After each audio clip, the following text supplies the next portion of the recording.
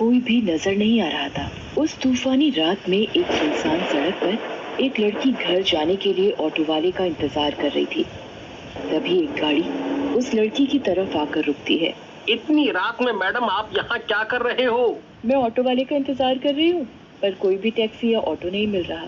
आपको इतनी रात में कुछ भी नहीं मिलेगा और बारिश भी हो रही है। आपको जाना कहाँ है? मैं आपको छोड़ देता हूँ।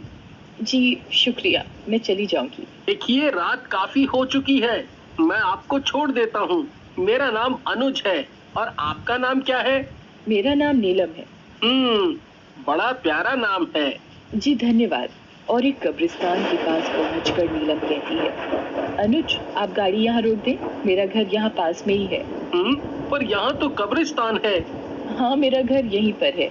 और अनुज गाड़ी रोक देता है। नीलम गाड़ी से उतरकर जाने लगती है और तभी उसकी नजर घड़ी पर पड़ती है और तभी वो नीलम को आवाज लगाता है, नीलम नीलम नीलम। पर नीलम अनुज की आंखों के आगे गायब हो जाती है। अरे ये नीलम कहाँ गायब हो गई? और अनुज अपने घर चला जाता है। घर पहुंचकर वो घड़ी की तरफ देखता है और कहता है, अरे ये कैसी घड़ी है, इतनी पुरानी, इसका डिजाइन भी अजीब सा है। और ये कहकर वो घड़ी टेबल पर रख देता है और सो जाता है। कुछ समय बाद अनुज को सोते समय कुछ अजीब सा महसूस होता है। अचानक अनुज को सोते सोते पसीना आने लगता है और अनुज को घबराहट और बेचैनी होने लगती है और उसकी आंख खुल जाती है तो वो देखता है कि पंखा अपने आप चलने लगता है, लाइट अपने आप जल जाती है और अपने आप बंद हो जाती है। तभी बाथरूम से पानी की आवाजें आने लगती हैं। अनुज कहता है, ये अचानक क्या हो रहा है? वो बाथरूम का दरवाजा बंद करने के लिए जाता है तो देखता है कि पानी की जगह नल में से खून निकल रहा है। वो डर कर बाथरूम से निकलता है तो देखता है कि घड़ी में से एक डरावनी चुड़ैल निकलती है और उसका गला पकड़ लेती है। अनुज चीखता है पर उसकी आवाज नहीं निकलती। चुड़ैल बड़ी ही भयानक और डरावनी लग रही थी। उसकी आंखों से खून टपक रहा था। उसकी आवाज बड़ी डरावनी थी। तभी अनुज कहता है, कौन हो तुम मुझे मारना क्यों चाहती हो? मुझे छोड़ दो। मैंने तुम्हारा क्या बिगाड़ा है?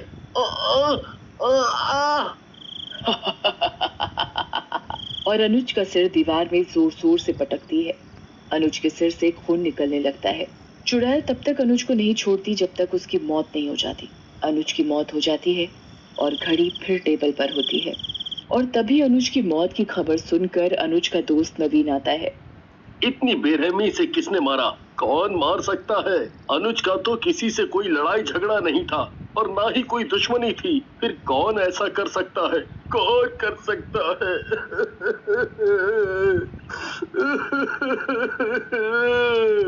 मीना जी अभी आई। मीना, बहुत जोरों की भूख लगी है, खाना लगा दो। जी अभी लगाती हूँ। मीना नवीन को आवाज लगाती है, खाना लग गया है, आ जाओ खाना खा लो। नवीन हाथ मुंह धोकर खाना खाने बैठ जाता है। तभी मीना कहती है, अरे ये घड़ी कहाँ से लाए? कितनी अजीब सी घड़ी है और मैंने आज तक इतनी गंदी घड़ी नहीं देखी। और ये कहकर मीना घड़ी को जोर से पटक कर टेबल पर रख देती है और किचन में बर्तन धोने चली जाती है।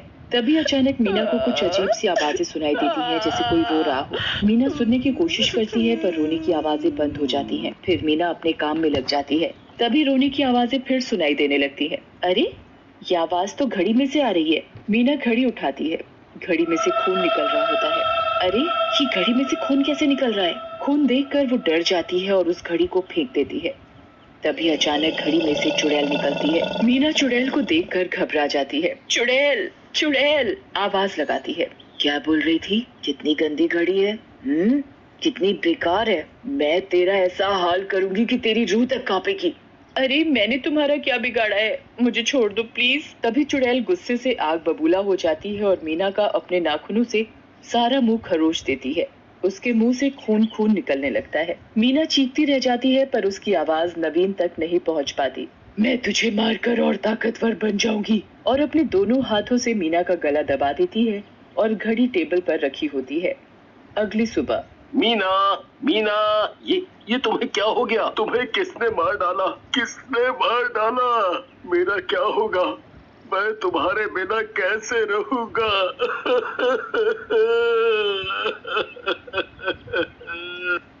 नवीन जोर जोर से रोने लगता है। मीना की मौत भी एक रहस्य बनकर रह जाती है। उसकी मौत का किसी को पता नहीं चलता कि आखिर मीना की मौत हुई तो कैसे हुई। और कुछ दिनों बाद एक रात एक चोर चोरी करने के लिए नवीन के घर में घुसता है। अरे यहाँ तो काफी कीमती सामान रखा हुआ है। जो भी कीमती सामान है मैं उठाकर थैले में डाल लेता हूँ। इसके तो दाम भी बहुत अच्छे मिलेंगे। चोर सारा कीमती सामान थैले में डाल चुका होता है, तभी उसकी नजर टेबल पर रखी घड़ी पर पड़ती है। अरे ये कैसी घड़ी है? ये तो बहुत पुरानी लगती है। इसके तो बहुत दाम भी मिलेंगे। मैं इसे बेचकर अमीर बन जाऊंगा और आराम से ऐश की जिंदगी जीऊंगा। मुझे चोरी भी नहीं करनी पड़ेगी और मेरी धर्मपत्नी भी खुश हो जाएगी। चोर नवीन के घर से सारा कीमती सामान और घड़ी चुराकर निकल जाता है और घड़ी के साथ साथ